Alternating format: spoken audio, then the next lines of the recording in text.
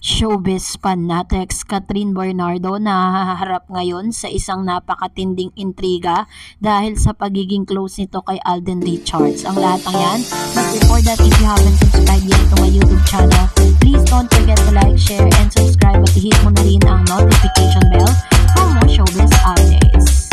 Of course, bago tayo magpatuloy, nais ko po muna magpasalamat sa lahat ng mga legit na nanonood, sumusubaybay sa lahat ng ating mga updates. Maraming salamat po. And for today's video, ito na nga no, dahil matapos nga na mag-trending at napag-usapan ang ilan sa mga sweet moments and sweet photos ni Alden Richards at ni Miss Catherine Bernardo. Dahil dito napakarami pong mga netizen at mga fans ng Kat din na nagre-request na talagang gawin ng makatotohanan yung pong kanila pong sweetness sa isa't isa. Pero hanggang sa ngayon naman po ay mananatili pa rin na sinasabi nilang sila'y magkaibigan lamang. Bukod po kasi dyan, marami po talaga ang natuwa at talaga namang masasabi natin na talagang na-cringe ano, dito po sa napaka-sweet at very clingy nilang mga photos na naglalabasan ngayon sa social media. Hanggang sa ngayon hindi pa rin makaget over ang ilan sa mga fans ni Catherine Bernardo at Alden Richards. Kaya nga po parang na-hype.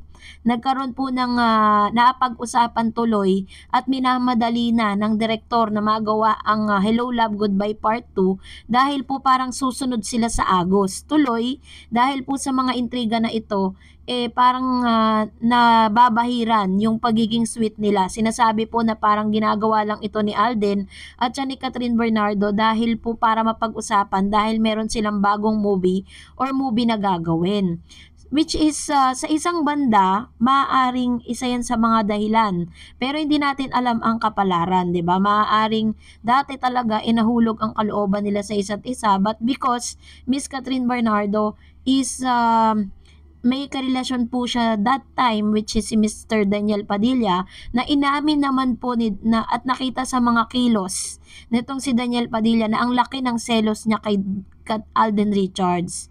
Kasi 'di ba parang yung kanilang movie ay hindi napantayan nung kinita ng Hello Love Goodbye or HLG ng movie nila ni Catherine at Daniel Padilla. Pero all in all, syempre, yun nga, bali, isa yan sa mga top grossing film. And meron din lumalabas na intriga na si Daniel di umano ang dahilan kung bakit po natagalan or hindi na nasundan ang part 2 ng Hello Love Goodbye. But this time, wala pa namang pong confirmation, maging ang pamilya ni Daniel Padilla ay hindi rin nagsasalita patungkol sa mga aligasyon. Nananatili pa rin tahimik ang kampo ni Daniel Padilla with regards to this issue. But this time, eto na nga no, kung lahat po tayo ay marami pong natutuwa sa closeness and sweetness na pinapakita ni Alden Richards and Catherine Bernardo, ay meron pong ibang mga fans ng Aldab fans ang nagngingit-ngit sa galit. Aldab fan umalma sa Kat din. Yan. Sabi na nga ba at magre-react ang hardcore Aldab fan ni na Alden Richards at Maine Mendoza sa balitang nagiging too close for comfort na si Alden at Catherine Bernardo. Sinabayan ng Aldab fan ang pagtetrending ng hashtag Katden at ng hashtag Aldab at Aldab Katden. At naglabas sila ng mga ebidensya na si Maine ang tunay na karelasyon ni Alden. Kaya lang, old photos ni na Alden at Maine ang nakita naming inilabas ng Aldab fan. Sabi tuloy ng Katden fans, wala ba silang bagong larawan ng mga ito? Tanong pa ng Katden fans, bakit ang mga bagong photos ni Maine ay si Arjo at Taidig kasama at ang pamilya nito? Ang natatandaan namin, paulit-ulit na dininay at nilinaw ni na Alden at Maine na hindi sila mag-asawa, hindi sila ikinasal at lalong wala silang mga anak. Paano ba to? Dapat na sigurong magkaanak sina Maine at Arjo para magising na ang ilang hardcore Aldab fans na walang Alden at Maine. Dapat na ring magka-girlfriend si Alden for the same reason. Anyway, kahit may mga kumukontra at hindi naniniwalang nagiging close sina Alden at Catherine, patuloy na dumarami ang Katden shippers. Dumarami rin ang kinikilig at nagwi-wish pa nga na sana na maging endgame silang dalawa. Pag sinabing endgame, ang gusto ng ilang mga fans talagang sila na po hanggang dulo.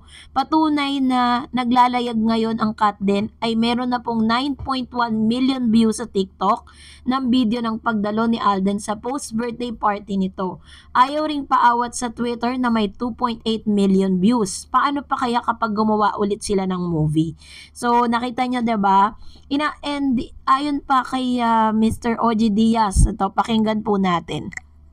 Oy, lalo pang lumutang ang ganda at haba ng hair ni Catherine dahil sa na-viral na pagsorpresa ni Alden Richards sa kanya sa isang okasyon kung saan ayan kitang-kita.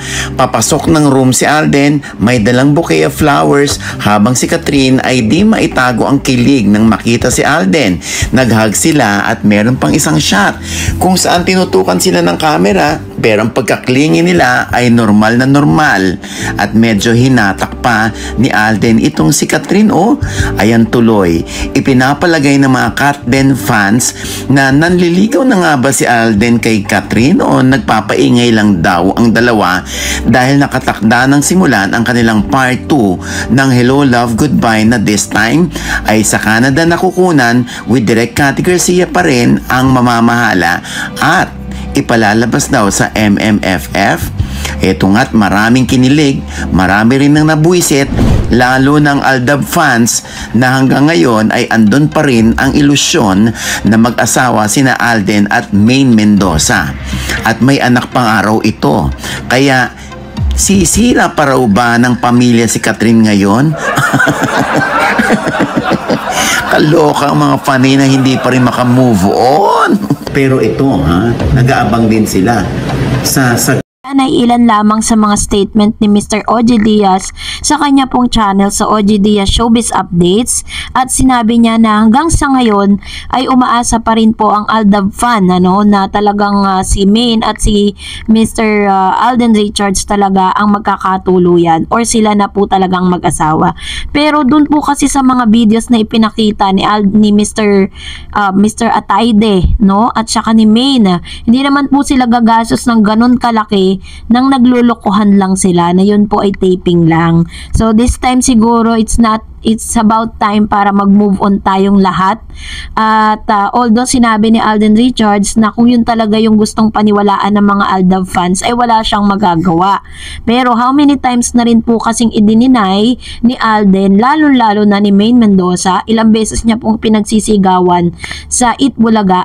Lalo na po kanina sinabi niya na siya po ay Atayde at nag-i-expect na rin po ang Atayde family na magkaroon ng apo itong si Sylvia Sanchez dito po kay Miss Maine Mendoza. So samot-sari nga ang naging reaksyon ng ilan sa mga Aldab fan at kung ano-anong mga salita na hindi po na magugustuhan ng ilang mga Katden fans ang pinagsasabi kay Catherine Bernardo. So kayo po, ano pong saloobin ninyo patungkol dito? Comment down below. And that's it for today. For more videos and updates, please don't forget to like and subscribe. And please don't forget to follow my Facebook page, Dar Eds TV.